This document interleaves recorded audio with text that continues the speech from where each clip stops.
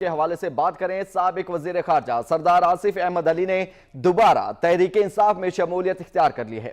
عمران خان کا کہنا ہے کہ پی ٹی آئی میں آنے والا اب اپنے لیے نہیں قوم کے لیے کھیلے گا۔ میں نے آج تک سیاسی حیثیت سے فائدہ اٹھایا، نہ کسی کو اٹھانے دوں گا۔ ہم قائد اعظم کا پاکستان بنائیں گے جس میں شخصیات نہیں، ادارے مضبوط ہوں گے۔ پاکستان تحریک انصاف کے چیئرمین عمران خان نے سینئر سیاستدان سردار آصف احمد علی سے لاہور میں ان کی رہائش گاہ پر ملاقات کی۔ سردار آصف نے اس موقع پر پاکستان تحریک انصاف میں شمولیت کا اعلان کیا۔ میڈیا سے گفتگو میں چیئرمین تحریک انصاف عمران خان نے کہا کہ اب پاکستان کی سیاست نئی سیاست بننے جا رہی ہے۔ ماضی میں ہوتا تھا کہ اقتدار میں آؤ، فائدہ اٹھاؤ اور 1 سے 30 فیکٹریاں بناؤ، لیکن اب یہ پرانی سیاست نہیں چلے گی۔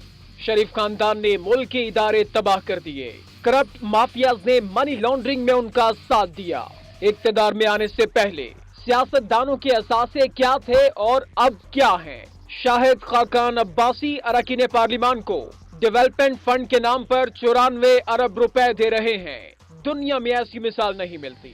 ہماری سیاست یہ ہے کہ جو بھی پاکستان تحریک انصاف میں شامل ہوگا وہ اپنے لیے نہیں بلکہ پاکستان کے لیے کھیلے گا۔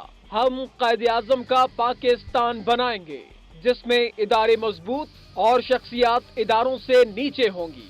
انہوں نے کہا کہ میں نے آج تک اپنی سیاسی حیثیت سے فائدہ نہیں اٹھایا اور کسی کو بھی فائدہ نہیں اٹھانے دوں گا۔ اس موقع پر سردار آصف علی نے کہا کہ عمران خان واحد لیڈر ہیں جن کے دامن پر کوئی داغ دھبا نہیں۔ دیگر سیاستدان جو ملک کو لوٹتے رہے وہ عمران خان کی وجہ سے رو رہے ہیں کہ مجھے کیوں نکالا۔